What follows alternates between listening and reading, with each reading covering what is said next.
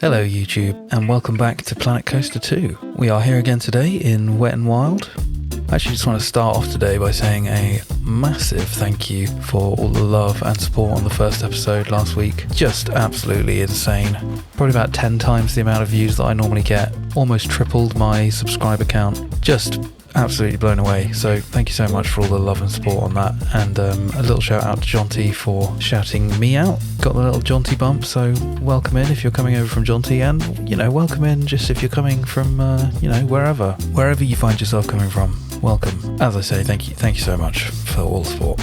I've got a few things to show you today, but I just wanted to start off by quickly going over something I went on a small digression about at the end of the last episode, which is leaving building groups. I was talking about how if you've got an object selected, when you press escape, it goes through all these things before you leave the building. And somebody on Bronation very kindly pointed out to me right after I released the episode that you can just right click in empty space. You don't want to right click here, because if you right click while you're in build mode, if you right click on an object, it will delete it. Right clicking in empty space will very quickly just get you out completely in the way that the escape key used to. So definitely the way to go for that. And thank you very much to Mukmuktia or Mukmukter from Bronation for pointing that out to me. You are a real one. Okay, so updates on the park. The keen-eyed among you will have noticed that I have changed the logo very slightly at the entrance here. This happened because you might be able to just see it through there. I added a logo to the wave pool, and I did it sort of following the wave, and then I thought, that looks much better than the one I've got at the entrance. So, I just brought it around. I think it looks better. I can't tell anymore. Coming through into the park properly, we'll have a look at the left here, just briefly, because there's not a lot to show here, and then we'll go and look at the good stuff. The idea on this left side is that this is going to be a kind of a kiddie's splash pad pool. You can see I've added in a couple of these classic kind of mushroom style waterfall sprinkly thingies, and these are just using a shed load of whatever these are. Fountain Jet Large. Yeah, Fountain Jet Larges, and then there's a couple of these other waterfall ones, which are doing a very slightly different bit around the bottom. It might be imperceptible, to be honest, and then hidden in the base here there is a couple of these waterfall bottom, just to get the effect of the water kind of splashing up the surface there. And yeah, those looking pretty good. I mean, there's loads of these on the workshop, so if you don't want to make these yourself, then you can quite comfortably just go and grab one from the workshop. And then on the left here, we've got the beginnings of a kind of a backstage area starting to happen here. Just really simple, very boring looking building. Got to say, I really love this new light switch piece that we've got. Electrical switch, they call it. And you could, I think is it the second slot? Yeah. You could turn this into an e-stop button for a coaster if you wanted. It goes down pretty small, so that's really nice. Yeah, obviously lacking clutter and details back here, so that'll get filled out as I kind of figure that stuff out. I'm sort of hoping that somebody's going to make a sort of backstage clutter set on the workshop. I haven't checked if that's there. It may be there already. Over here, not much else to point out really. I will say a big thing today that I'm going to talk about is going to be using the path tool. I've got to give a massive shout out to Taggy3D, who's a member on Bronation and just a community member in general, who's been doing amazing work figuring out the pool and the path tools, and they've got some really good tutorials on their YouTube channel, which I will link in the description, covering some sort of advanced techniques for using the path tool, manipulating the path tool. It's been really fun over on Discord recently. A few of us have been kind of testing the limits of what we can do with the path tool. Just to talk about two little techniques here, which are, it's basically the same technique with slightly different applications, but these planters that I've been doing basically by creating a little kind of bit of path like this. The way I made this was basically to kind of create a little grid of path like this, then use the stamp delete tool to remove a chunk like that. So there's a random node there. You want to make sure these are all kind of one edge rather than multiple edges. Then round all these out, and then basically use the node editor to create, this isn't definitely not the best way to do this, but this is how I did that one over there. So you basically make it small like this, then I would use stamp delete tool to just get rid of all the excess path that you don't need here. And let's just quickly match this to the plaza that we're doing. And then basically you would advance move, select this. So we've got this selected now, this little shape.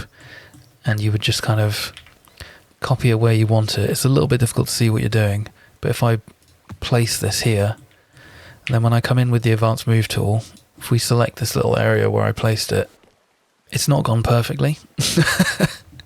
Sometimes you have to come in and do a little bit more finessing afterwards. It's kind of created this slightly clumsy amount of nodes here. With a bit of manipulation, we've got ourselves a nice little kind of planter area here. This was very quick and dirty.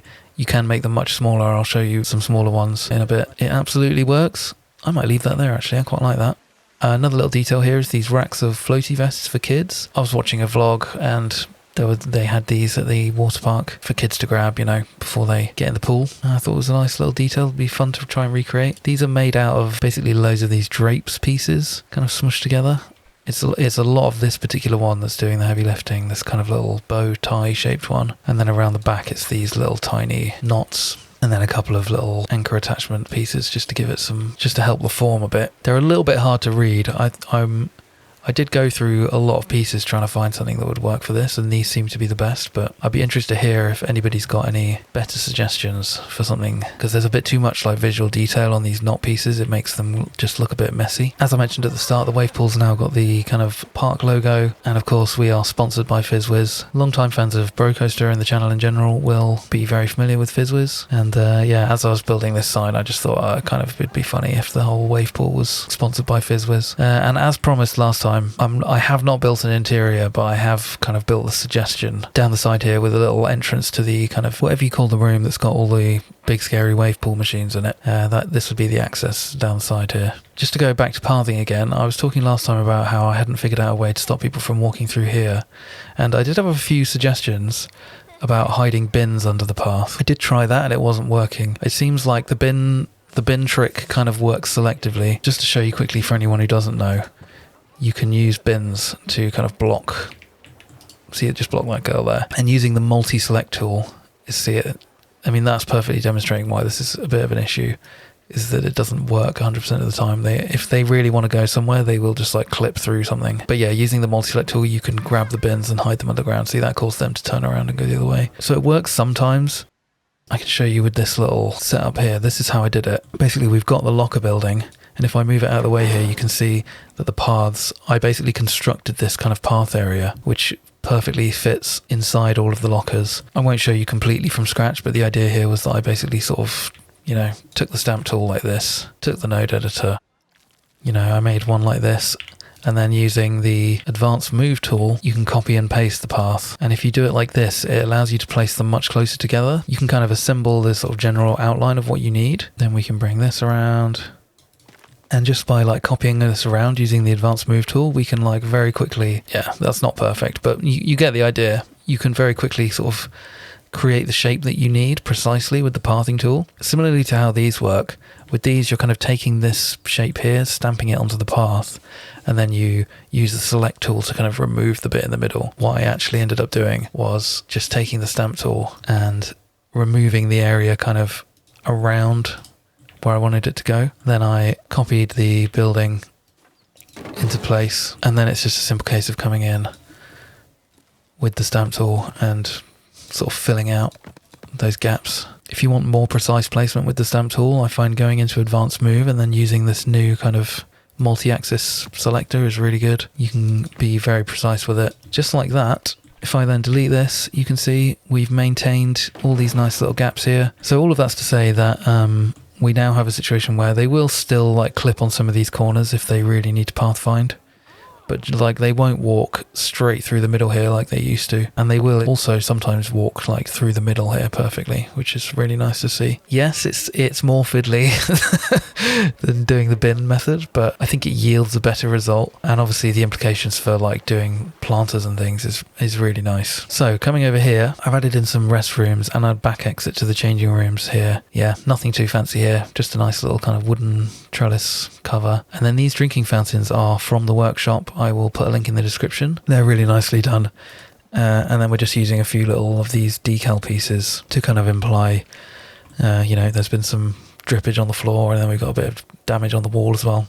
Next up, we've got our first two little kind of food and drink stands in the park. Idea with these was really just to keep them very generic and simple, really simple wooden structures. I was especially chuffed with these little paper towel dispensers that I made. And the real MVP here is these little metal support beam pieces, which can be scaled down to 10%. They're meant to be very large, but the game lets you make them very small, so they are really useful for tiny little details like that. And then for the interior here, I've been using some of these kitchen pieces that are also from the workshop. Again, I'll put a link in the description to those. Really nice little set of just, kitchen bits. We got deep fat fryers and hobs extractor fans, that sort of stuff. And that's really nice for if you're going to use these counters. It's nice to have something to put in the background. And then on the left again here, again, just using the stamp method to carve out these little planters. These ones are smaller again. And through here we've got a little snack shack, just another little really simple little generic food stand. Had some fun making menus for these with the font pieces. It's just, you know, very simple, lots of text pieces. Another little detail to point out here is these ketchup and mustard bottles that I made. These are this signpost. These are another piece which the game lets you scale down really small. And there's quite a few of these that you can do very useful things with. They're really useful for all kinds of little details. So yeah, dead chuffed with how that's come out. Really enjoying this cozy little vibe here. I posted a screenshot of this build on Bro Nation and everyone was going crazy for this sort of bush grass here in the planter. So if anyone is curious, this is just a blackthorn bush medium. It's the same bush that I've been using, like it's this same bush over here as well, but because it's recolorable you can kind of get quite a lot of different vibes out of that one piece. I'm not entirely sure if I'm going to keep this fence going around the back here. I mostly just put that in now to make it look slightly more finished than it is. So yeah, I may come back and sort of change that once I've decided exactly what's going to be happening around the back here. And likewise past the slides here, like I've left this kind of unfinished because I'm not exactly sure what's going to happen here, and it just seemed pointless to overly detail this if I'm not sure yet. So yeah, that obviously brings us on to these slides. The first couple of slides we've got here, as you can see, and as I think is basically the case for everybody, nobody is writing these slides at the moment. There was a day where I was in the file where loads of people were writing the slides, and I know this because I made this cool sort of exit ramp here. The first time I made it, I made the path too thin, and basically there were hundreds of guests stuck at the bottom of the slide here, all doing their little jumpy animation, telling me they were stuck, and then I had to come in with the edit tool and make this slightly wider. Again, for this path here, we're kind of using the multi-select tool, so I can just quickly demonstrate that. If we build a little plaza like this, put an area on the floor here like this, use the multi-select tool again to kind of manipulate things to be closer together, and then if I use the line tool to build a little ramp like that, then the idea basically is to kind of build the whole thing larger than you need it to be, and then to use the editing tools to kind of manipulate it into place how you want it to be. So then we can just use the advanced move tool to select all this, and it will let us put this ramp like right up here next to where we want it to be. So yeah, you can do some really cool stuff with that. You can get some really nice kind of exit rampy type stuff going on. You can do the same thing with coasters, and you know, anything, anywhere you've got path, you can use multi-select, advanced move duplicate. You know, all the tricks that you can do with items, you can do with paths now, including the dome technique. And again, I really recommend Taggy3D's videos on the paths and the pools. I think Rubel is also planning to release a pathing tutorial, hopefully. Or maybe he's just going to talk about it in his next video, whatever that ends up being. So if he does that, I'll put a link in the description for that as well, because I know he's been cooking up some very interesting pathing manipulation techniques. And then yeah, as for the actual slides, these are kind of based on some dueling slides at a place called Shipwreck Island, which my good pal Jash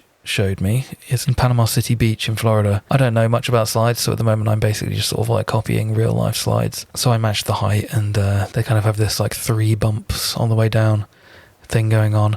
Incidentally, after the first episode, I had a lot of comments telling me that there's a water park in Australia called Wet n Wild. I took the name Wet n Wild from a kind of inflatable obstacle course thing that's on a lake near me, but it very much makes sense that this would already be a water park somewhere. Anyway, there's one in Australia, and I think they've also got a very similar looking set of slides to this, where it's just 2, they're like 60 feet high, and it's just 2 that come down with 3 bumps like this into a runoff. Up at the top here, we've just got this super generic cover made out of these nice canopy pieces, and lots of support beams, thin support beams. And then I also kind of extended the railing, because when you attach the stairs here, it creates this gap, and I was thinking, it doesn't seem very safe to have a gap like that 60 foot up in the air. Since you can't remove this railing, I've just sort of fake extended it in this direction, and then put this white handrail around the whole thing, just to kind of tie that all together. And you know, it looks fine. I would like it if we could customize these more, but for what it is, it's okay. Similarly, I don't hate the stairs that they give us,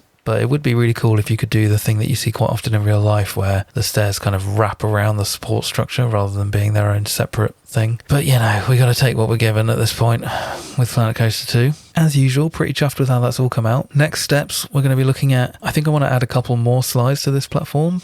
A couple of tube slides maybe, which will sort of spiral down and finish up around here somewhere maybe. I possibly might add another pool here, but I may just leave it at like the wave pool and the splash pad, and then we'll have a couple of tube slides coming off this tower, and then I think I'll do a couple of slides over here as well, and then I reckon that's going to be it for this series. I don't want to drag it out too much. My knowledge of slides is extremely limited, to be honest.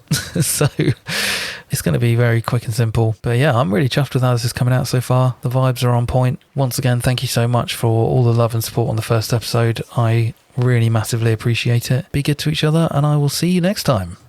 Bye!